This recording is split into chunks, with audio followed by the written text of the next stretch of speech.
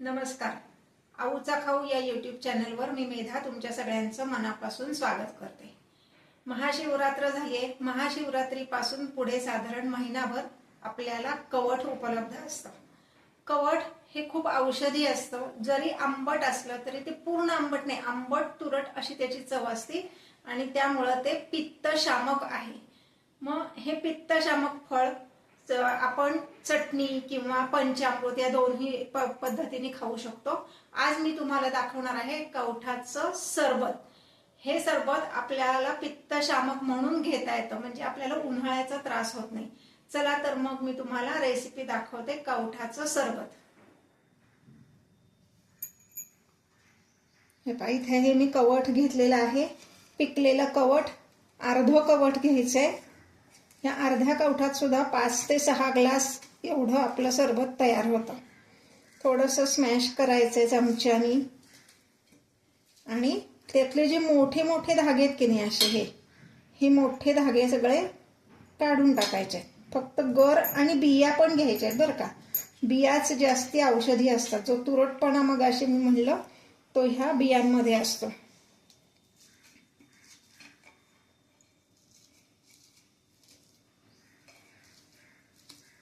तर ह्यातले असे मोठे धागे ते काढून टाकायचे आणि जेवढा हा गर असेल तेवढाच गूळ घेणार आहोत आपण, किंवा तुम्ही खडी साखर घेतलीत तरी चालेल. शक्यतो साधी साखर घेऊ नका. हे आपल्याला पित्तशामक म्हणून आपण घेणार आहोत. तर खडी साखर घ्या, म्हणजे गूळ आवडत नसेल तर.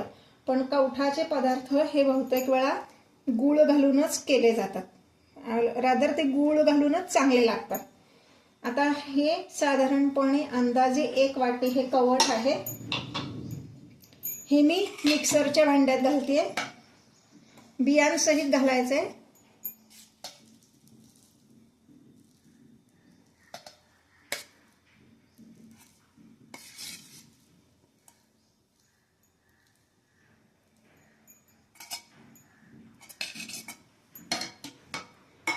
अगदी झटपट होणारा असं पदार्थ आहे हा.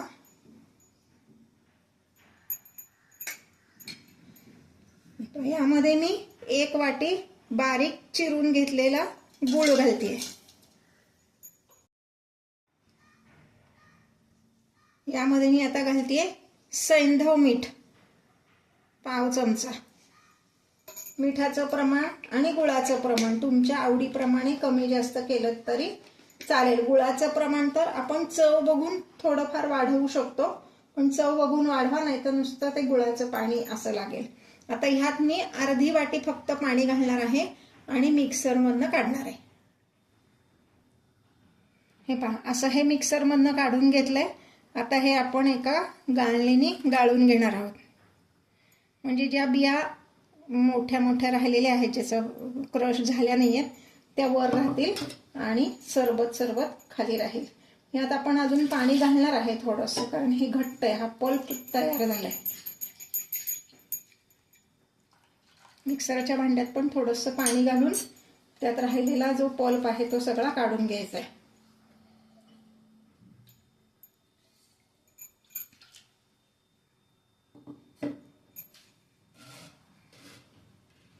खाली मोठं पातेलं ठेवायचंय, म्हणजे मग हे व्यवस्थित आपल्याला गाळता येईल. हे बियांसहित मुद्दाम घेतलं कारण ह्यातली बी औषधी असती. बियांमध्ये जो तुरटपणा असतो तो तुरटपणा आणि गर थोडासा आंबट असतो तो, आणि गुळ असा हा आंबट तुरट अशा चवीचं हे आपलं सरबत तयार होतं.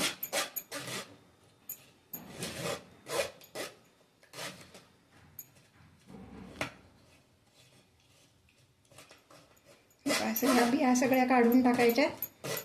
गूळ पण सगळा विरघळलेला आहे.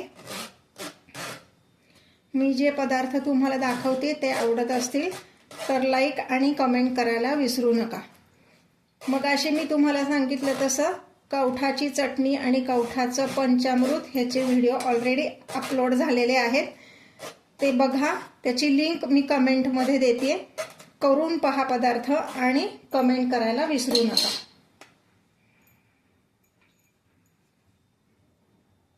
हे असा हा पल्प खाली तयार आहे. आता हे मात्र मी टाकून देणार आहे. ह्यातला सगळा गर आणि हे निघालेला आहे. ह्या फक्त बियाच आता शिल्लक आहेत, ह्या टाकून द्यायच्या.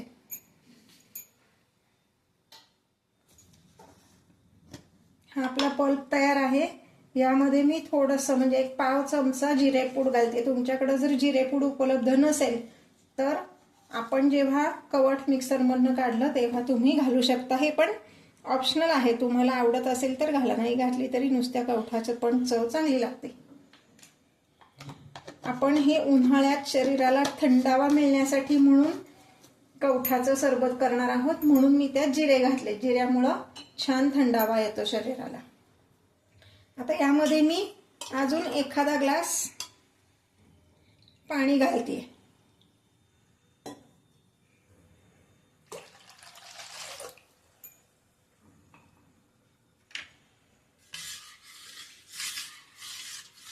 थोडंसं चव घेऊन बघते, म्हणजे आपल्याला गूळ त्यात किंवा मीठ अजून हवंय का ते कळेल.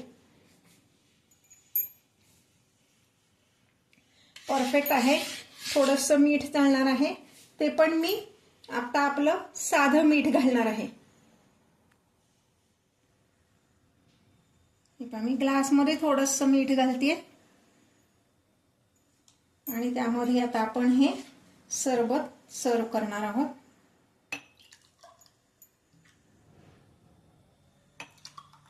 आता माझ्याकडं माठातलं पाणी अवेलेबल नव्हतं म्हणून मी साधं पाणी घातलंय. तुम्ही माठातलं किंवा फ्रीजमधलं पाणी घातलं तरी चालेल. मी शक्यतो माठातलं पाणी प्रेफर करते, म्हणजे आपल्याला शरीराला थंडावा अपेक्षित असतो तो माठातल्या पाण्याने मिळतो. पण आता मी ह्यामध्ये घालणार आहे थोडासा बर्फ.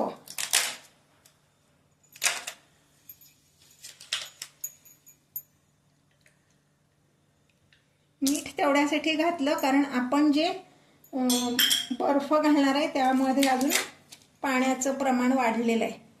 म्हणजे बर्फ वितळला की पाण्याचं प्रमाण त्यातलं वाढतं, म्हणून थोडंसं मीठ घातलंय.